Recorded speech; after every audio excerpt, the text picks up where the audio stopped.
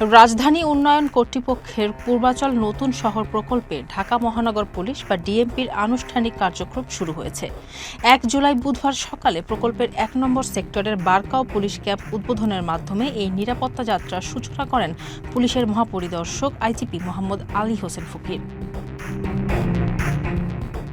উদ্বোধনী অনুষ্ঠানে DMP commissioner Mosleh Uddin আহমেদের সভাপতিত্বে আইজিপি জানান, পূর্বাচলকে একটি নিরাপদ ও আধুনিক নগরী হিসেবে গড়ে তুলতে এখানে ৪টি থানা, ৬টি তদন্ত কেন্দ্র, ২টি পুলিশ লাইনস এবং ৩টি ডিসি কার্যালয় স্থাপনের নীতিগত সিদ্ধান্ত হয়েছে।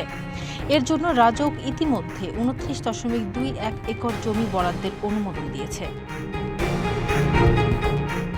পুলিশ প্রধান আরও উল্লেখ করেন, ভবিষ্যতে পূর্বাচলকে পূর্ণাঙ্গভাবে ডিএমপির আওতায় এনে একজন অতিরিক্ত পুলিশ কমিশনারের নেতৃত্বে স্বতন্ত্র বিভাগ গঠন করা হবে, যার জন্য ৬,৫০০-এরও বেশি জনবল সৃষ্টির প্রস্তাবনা প্রক্রিয়াধীন। আগামী ২ মাসের মধ্যে পশি থানা এলাকায় দ্বিতীয় ক্যাম্পটি উদ্বোধন করা হবে। ফারজানা হাসিন, মানবকণ্ঠ।